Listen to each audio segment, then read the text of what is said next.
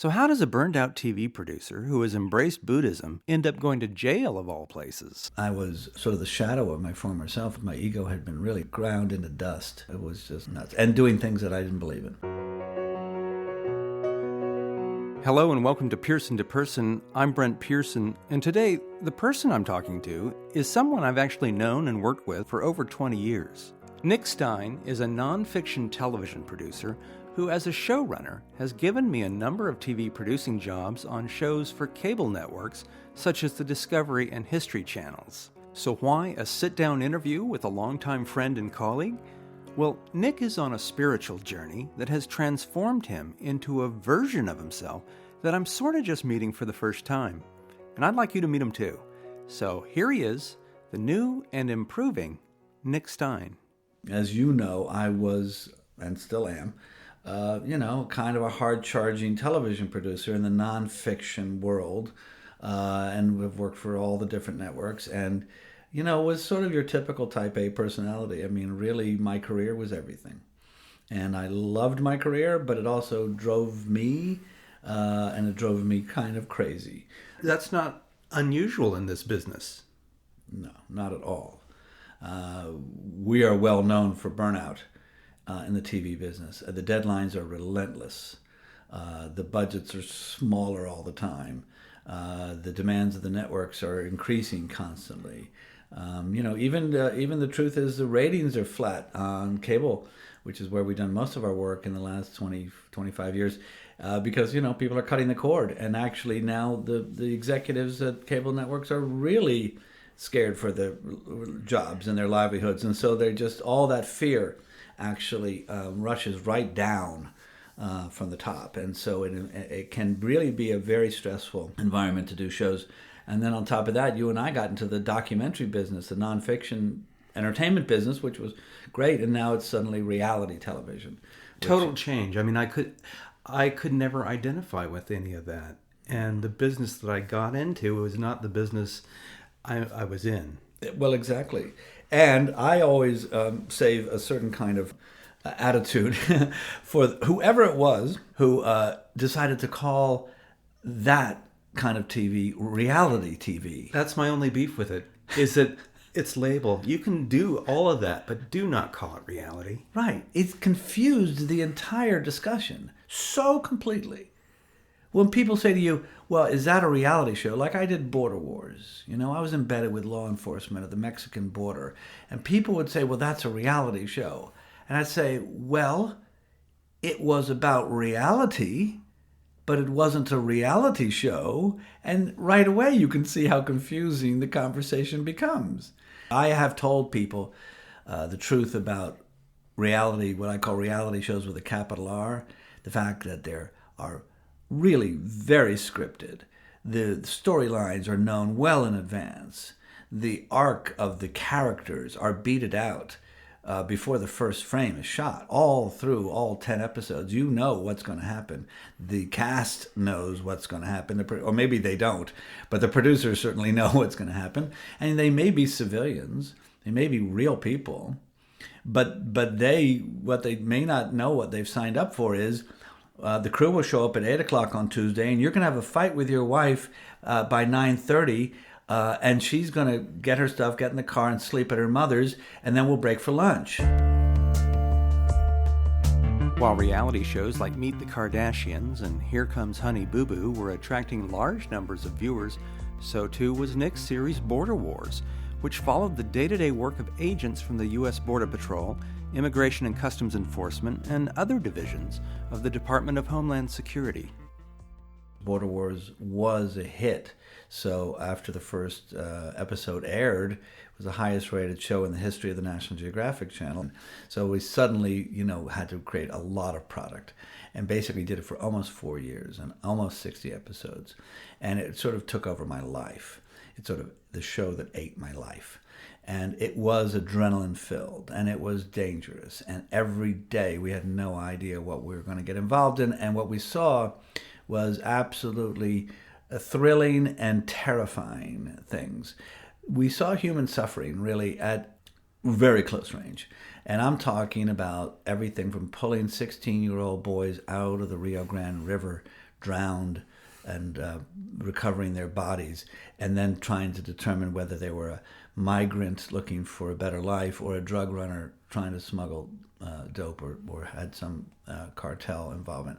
We saw, literally 30 or 40 Central Americans stuffed into the most decrepit trailers, locked in rooms as their cartel caretakers actually extorted them further and would threaten their relatives in the United States and to pay them more money, or they wouldn't allow them to get 5 miles north of the Rio Grande River. And you're seeing all this, and there's a conflict as a TV producer and as a human being. You think, oh my gosh, this is great. I hope we're getting this. Let's get it from this angle. Let's make sure this is in the can. But at the same time, the human side of you goes, this is awful. Well, that's absolutely right. The terrible stuff is the great stuff. But it does affect you, and PTSD is real. I saw the cops and the agents and the officers really burning out on this stuff. And I know I suffered from it myself. That was pretty rough as it was, and that would have probably been enough to burn anybody out. But then it got rougher. And this actually is in parallel with what happens to cops as well.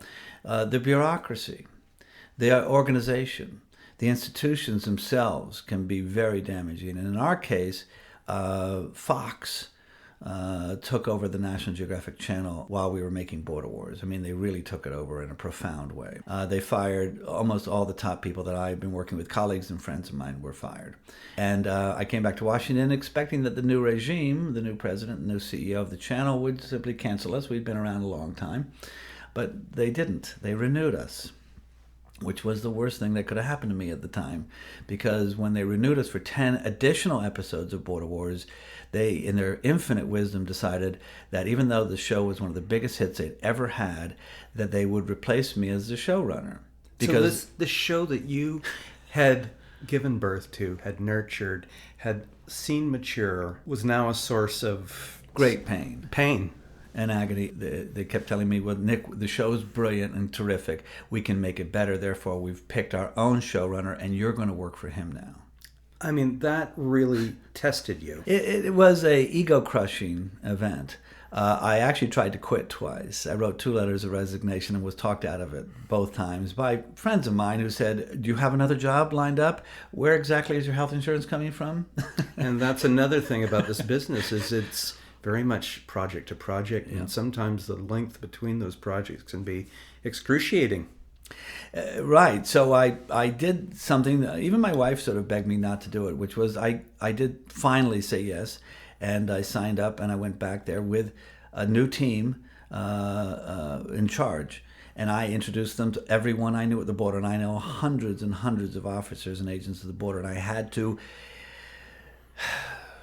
sort of vouch for these new guys. And in my heart of hearts, I really couldn't vouch for them because they didn't have the sensibility it took. They were reality producers. They actually wanted the agents and the officers to act. I remember they went back and had guys crawling through the brush towards the river again, acting out scenes that they had actually taken place a month before, and whispering, I see them. I see them. When I ran Border Wars, we never did that. It was pure documentary. It was pure documentary. Yeah. If we missed it, we missed it. If we got it, we got it. We Right. never had anybody recreate or act anything. After 56 episodes, Border Wars finally wrapped production, leaving Nick with an impressive body of work, but a decidedly broken spirit. I was sort of the shadow of my former self. My ego had been really ground into dust. I ended up, working for other people on my show. It was just nuts, and doing things that I didn't believe in. So I crawled away to Montreal, of all places, because I got a kind of what I call a Mr. Magoo phone call, where I just sort of said yes, and I went off to Montreal. What does it mean, Mr. Magoo? Well, Mr. Magoo's that old cartoon Right. where the blind guy is just when he's about to step off the cliff, some girder on some construction crew will send a piece of metal. He'll step onto it, and then Somehow he's saved he's at saved. every turn. Even the blind, he's saved. Yeah. So I got sort of this Mr. Magoo call, which said, you want to come to Montreal for 6 months? And I thought, it's like the witness protection program. I'm a mess. My marriage was in terrible shape, having been gone for 4 years and then going through this terrible sort of anxiety and depression. And I realized I really couldn't go home. And I thought, I'll just leave the country.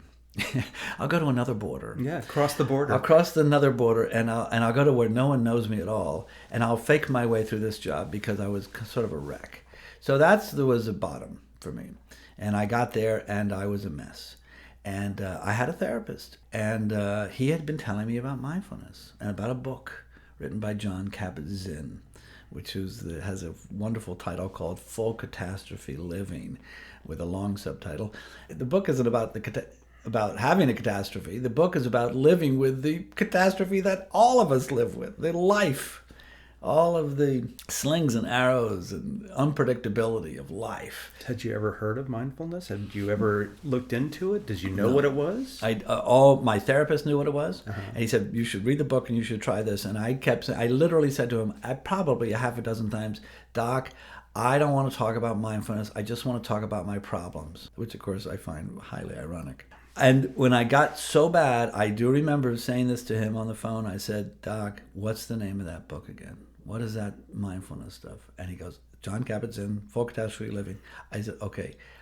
Hung up the phone, walked into downtown Montreal, bought the book, came back to my tiny apartment, read the first chapter, set the book aside, and meditated in the most purposeful way. I tried it through the 60s and 70s, and sat on the couch, and nothing seemed to work. I got off the couch and tried again 3 years later. But what led you in the early days to want to do it? Well, I mean, everybody had heard of meditation. I think we've probably all tried meditation by sitting on the couch and closing our eyes with no instruction, no context, no history, no sense of what it was that was going to actually guide us through such a session. So I, tried and found what everyone finds. Soon as you get quiet and close your eyes, your mind goes crazy. And your thoughts are relentless. And as a matter of fact, you don't get quieter and calmer, you get noisier. And what you do, if you don't have proper training, is you decide you're a terrible meditator. You suck at meditation. And it doesn't work. It doesn't work. And you get off the couch and you say, well, I don't know what all the fuss is about, and you go on with your crazy life. So what happens when you do read Jon Kabat-Zinn's book? He explains it so beautifully and simply, and suddenly it's like a no-brainer. Like in a crazy world, particularly with our iPhones and our computers and this amazing, ADHD that we all seem to have on some level, what would be the better antidote than turning within, getting quiet, and learning how to meditate, and actually have that be the antidote to the poison of overstimulation. Right. You went the other way. You turned around and headed the other way. You head the other way. So in my case, here I was really depressed.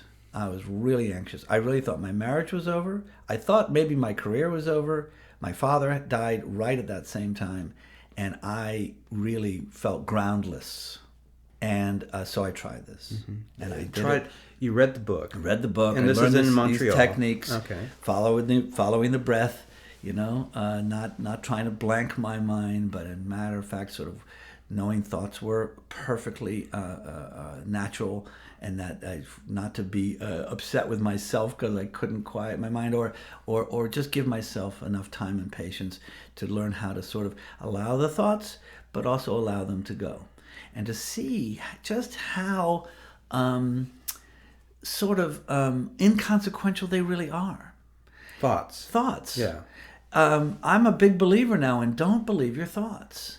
Your thoughts, the estimates are you have 70,000 thoughts a day, of which they think that perhaps 5% of them could be considered useful, new, creative, or in any way actually of any benefit to you.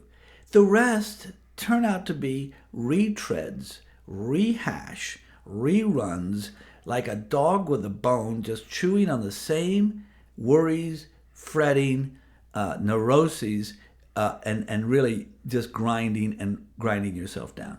And so we often think, if I thought it, it's important. It must be because I thought it.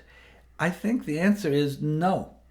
Because you thought it, it just means you thought it. It doesn't mean anything else. Doesn't mean it is. Doesn't mean it's true. Doesn't mean it will be. Doesn't mean it will be. We're either fantasizing and projecting and fearfully anxious about the future and making plans and schemes and projecting all kinds of scenarios that often never happen. Well, Mark Twain, I think, said that all the worst things that ever happened to me actually never happened. Right. They happened to him in his brain. They happen to all of us in our brains. All these scenarios, all these fantasies, all of these ways that it's going to be that we're so worried and scared about. In fact, all that's happening is you're really stressing yourself out. But you were having a lot of bad things happen to you. How do you justify at that time what you're reading and what you are experiencing? Because it is true. It is happening. This did happen to you. But you know what? The story I told you about what happened to me wasn't that terrible. It's television. People get replaced all the time. Yeah, but you're telling me that with hindsight. It is with hindsight. I had no tools to help myself when it happened to me. So it was the worst thing that could have happened to me, it seemed. And it seemed like perhaps one of the worst things that could happen to anybody. Well, of course, that's patently ridiculous. If you've been around the world and seen real poverty and suffering and victims of war, getting replaced as a showrunner on a cable TV network show is not the worst thing by any stretch of anyone's imagination. But nevertheless, it was my life and it was awful. But with hindsight now, I realize, in fact, it does happen every day in our business. And it just happened to me. It wasn't my fault. It was just my turn. And did this mindfulness journey help you come to that conclusion? Absolutely. How can you, maybe that would be a good way of kind of explaining to me how it works, because here you had this reality, and how does that help you get to a more peaceful place with it? A couple of things. If I had had the training and the knowledge then that I have now, it still would have been wildly painful. It still would have been very hurtful. It still would have been disappointing and actually very scary because, my job was sort of up for grabs. Suddenly I wasn't the boss. I could be fired by my new boss, or any number of scenarios could have happened. But I at least would have had the knowledge that, one, life includes suffering. We do not always get what we want. This goes back to Buddhism. There is a truth that the Buddha uncovered or revealed or articulated, that you just have to grasp the fact that life has an essential unsatisfactory quality to it, because as people who want and crave things that we want and want to run and push away things that we don't want, life doesn't operate like that. You don't get to keep what you want, and you don't get to avoid what you don't want. That's the truth. I don't know any truth that's more true than that. And if we are in denial of that, if we have no knowledge that that's the basic truth of life, we suffer. It can be as small as, wishing you could have ice cream and can't have it, all the way to wishing you could still run border wars and you don't. They're both things you want and you can't have them. The things have changed. And change and impermanence is also at the heart of Buddhist teachings. So if I had known those sorts of truths and had studied them and meditated on them, I tell you, I would have been in pain, but less pain. For less time. Well, exactly. And this is called resilience. There's a tremendous amount of scientific research going into this now as to why meditation, mindfulness, teaches you resilience. And they can literally chart where you go and have an upsetting, disappointing, even traumatic experience, and how certain people will take a long time to recover. And others will have that almost exact experience and within a short amount of time are really operating very well again, sleeping well, not having, obsessive thinking and everything else. Resilience is an amazing quality, but here's the good news, and this really is the most incredible part of this whole thing.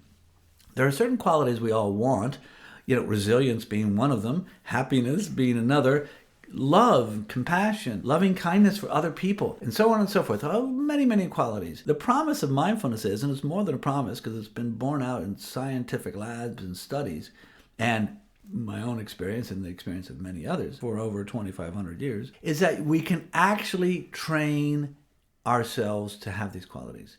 We can actually cultivate in ourselves the ability to have these qualities. And it's just like going to the gym, just like having a good diet. We do know how to take care of our bodies. We do know how to take care of our nutrition, but we're now learning how to take care of our minds. As Nick's views on life and the world around him changed, so did his overall demeanor. After I got back from Montreal, I've been meditating every day. For, about 3 or 4 or 5 months, or at that point when I returned home. Well, I returned home, and it was a tough thing. As I said, my marriage had taken a huge hit.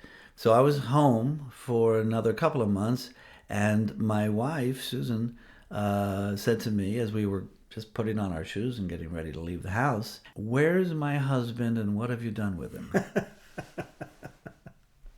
And I knew what she meant. I had changed, but that was the best way to say it, I suppose. I mean, the most spontaneous thing. And I said to her, "You mean Dick?" She goes, "Yeah, where's Dick?" I go, "Well, hopefully Dick is gone, and we'll see. Dick may show up once in a while, but hopefully that Nick is your husband that you really want to have." I certainly have never thought of you as a dick, but I'm going to tell you something that I've on occasion said about you, that you are the nicest narcissist I know. And that may no longer be true. But there was a little bit of self-involvement more than maybe some other people I know. There's no question about it. I had an enormous ego, and it was a desperate ego. Right? I mean, my ego was big because I was so worried that conditions wouldn't be just right to support it. I was so worried all the time about having a great career, never being out of work. I could set conditions such that I was bound to fail. I set the bar so high I was going to fall below it. And I was neurotic and I was miserable. If things are going well, I was happy and fun to be around. Right, sure. If things were not going well, I was not happy and no fun to be around. Right. I mean, that's a total television production trap. Yeah. Because what happens is, you get on a job and you love it and it's great, and then it's all over and you then are hit in the face with, oh yeah, there's this part too. Well, and the part is scary because one, you don't know when you're going to get another job. Two, your paychecks have stopped. Yep. And we all have mortgages to pay. And you don't know when they're going to start again. Now, listen, this is also very much the human condition. I mean, you could be selling insurance. Absolutely. And things going well, you're fine. And when I aren't, you're miserable. So I always think of it like a baseball player, or an athlete. They really have to have an even keel. As they say, if you fail 2 out of 3 times as a major league hitter, you're still batting 300 and you may end up in the Hall of Fame. But you have to learn how to deal with failing 2 out of 3 times. Well, that's kind of there's a certain kind of equanimity there that is admirable. And athletes are really trained to forget it. Just forget it and move on. So I never had that training. And that's what this has been. Yeah, absolutely. So now I don't have this mad necessity to run around and try to create conditions for my future happiness. Because I really believe that's what we end up doing most of the time. We are laying groundwork, building foundations, making plans, and everything for our future happiness. And what does that mean? It means we're not here right now in the only moment that actually ever exists. Truth is, you can't lean in and touch the future. It doesn't exist. You can't lean back and touch the past. It is gone. You only have right now. It is the only moment that will ever exist. And if you're busy spending all of your right nows planning for hoped for happiness in the future, you're going to be miserable right now. Being happy in the moment or being appreciative in the moment. Is it being happy in the moment? No. Or appreciative, or just acknowledging the moment and being in the moment? That's exactly right. Okay. It seems like sometimes that can be a lot like trying to meditate, that you're aware, that the moment, and somehow you're out of it then because you're in it, you're thinking about it. Does that make sense? You're self-conscious about the moment that you're trying to be in.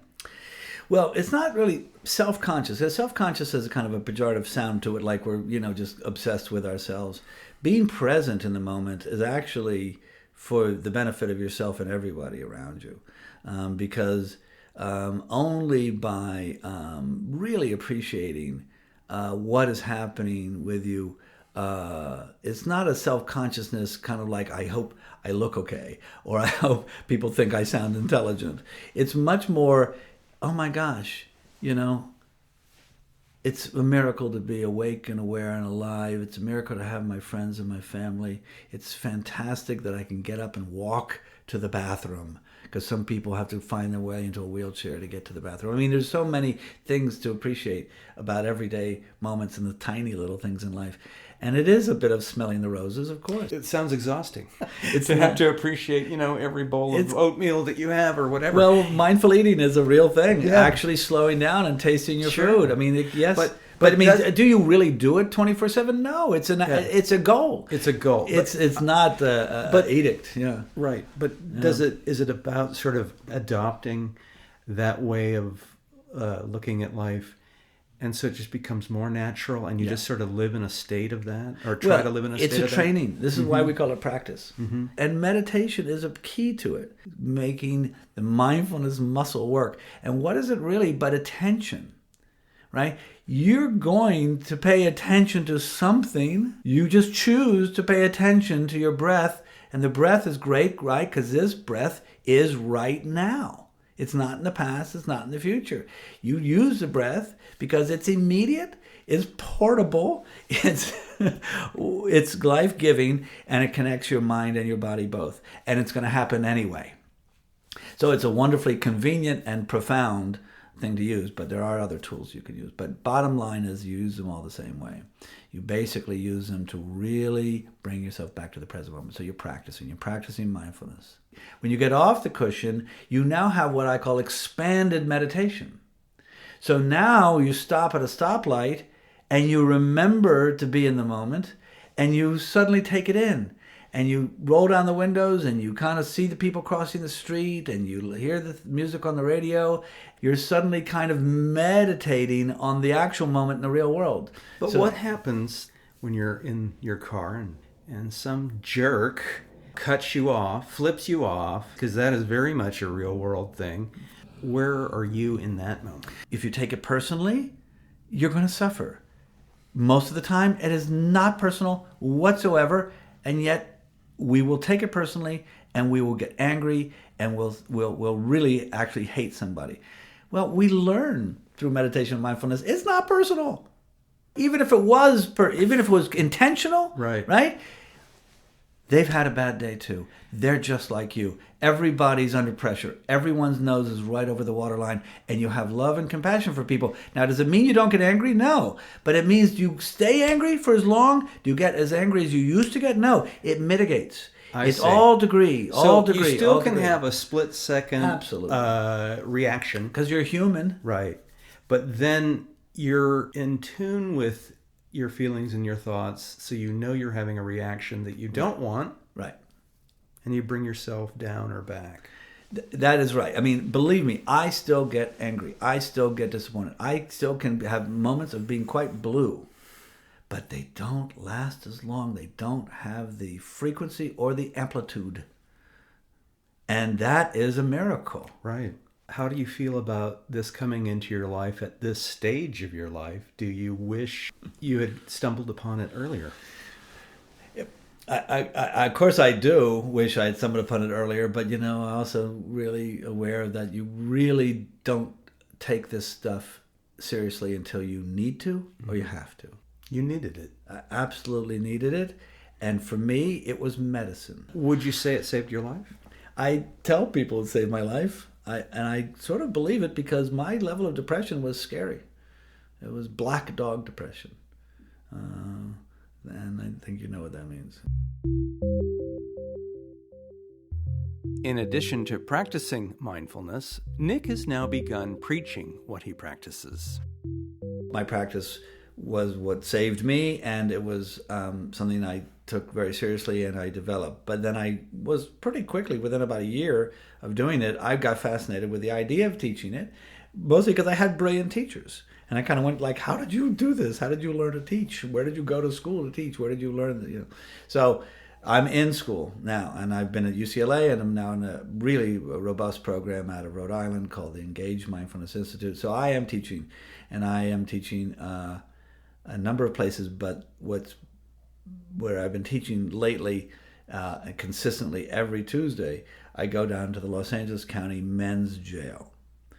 Now, the Los Angeles County Men's Jail is infamous, notorious. It is dark and dank and depressing. So this is the environment in which I have decided to teach meditation. Now, I'm not doing this on my own by any stretch. I actually had to apply for this position through the Office of Religious Volunteer Services, RVS, in which all these chaplains from all these denominations and different religions work through. I joined a group of Buddhist chaplains, and they are a wonderful group of people, and I got accepted, and then I had a background check, and then I got fingerprinted, and then I went to orientation, all of which took weeks and weeks and weeks, but I finally now doing it.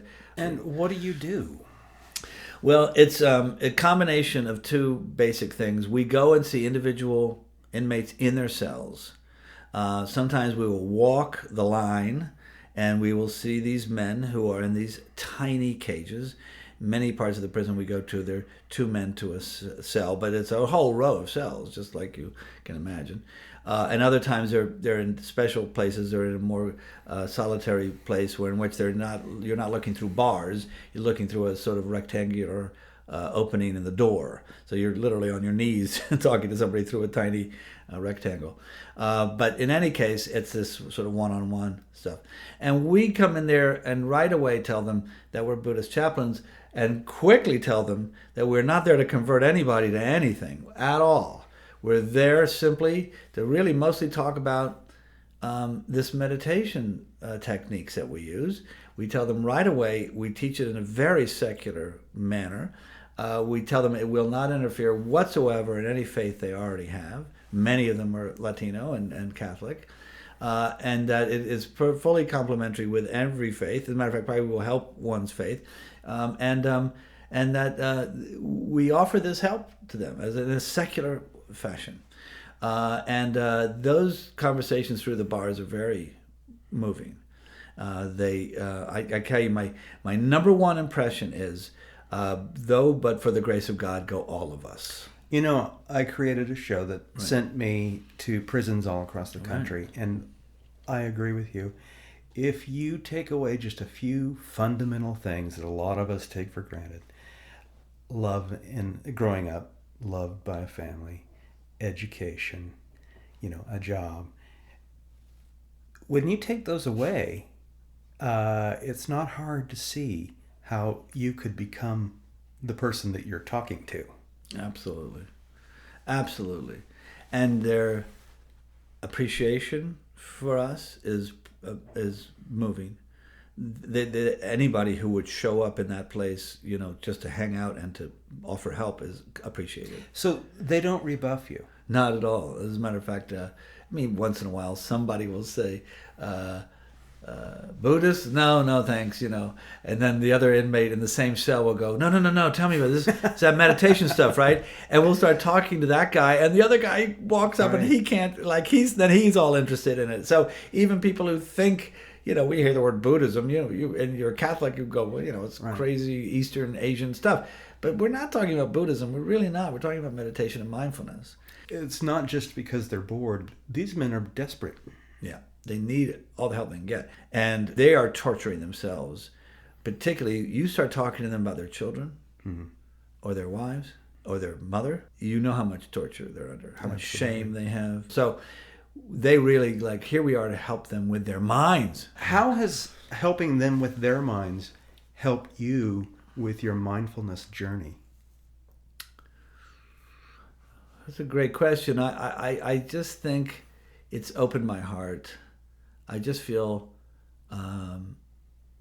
that I have more compassion, I have more understanding, and I have more appreciation for my freedom, and I have a greater sense how the human condition is really hard, and that we're really all extremely fragile. 10 minutes from now, you and I, our whole lives could change. We're an email, a phone call, or a doctor's visit away from having everything turned upside down. And so I often ask myself, will I have my practice and will I have this interest if the shit hits the fan? Will I be so embittered and lost in the misery of that? And I don't know, because I crawled out of a hole and I haven't been thrown back into one, and I will be, and I hope that my willpower will sustain me. I keep meditating through the worst of it. And this weekly trip to the jail is a great physical and visual reminder. Yeah, everything can turn. Yeah. Impermanence is one of the key lessons of Buddhism, because that's the other thing. I mean, it sounds like we all know that. Well, no, you don't know that until you really sort of, if you will, meditate on it. And what you find is life is not what the mind will make of it. The mind wants to make meaning of the way it is. It is like this. The situation is like this. It's not. It's all moving. It's all changing. Particle physics and quantum physics will tell you that. There's nothing solid at all. There's more space between the molecules of our bodies than there is matter. It's really quite trippy and heady stuff that the Buddhists were into a long time ago, and science is now meeting them going, guess what? We're all just freaking energy. It's all just molecules floating and banging around on each other with a ton of space in between. And it's all changing constantly, never stops. That's a profound thing to think about, because it means we are groundless. And embracing groundlessness is one of the great things of this practice, because groundlessness used to terrify me. And now I see it as the norm. Well, I would normally wrap this up by saying, where do you see yourself in, 5 years or whatever? But that seems wrong for now. And I would just like to thank you for being in the moment with me. I enjoyed being in the moment with you. Well, Brent, I really want to tell you, this is exciting for us to do this. I've known you a long, long time. You've always been so curious and so open to other people's experiences and lives and ideas, and I appreciate it. Would you ring the bell for us? It's just a little closer. All right, here we go. 5, 4, 3, 2.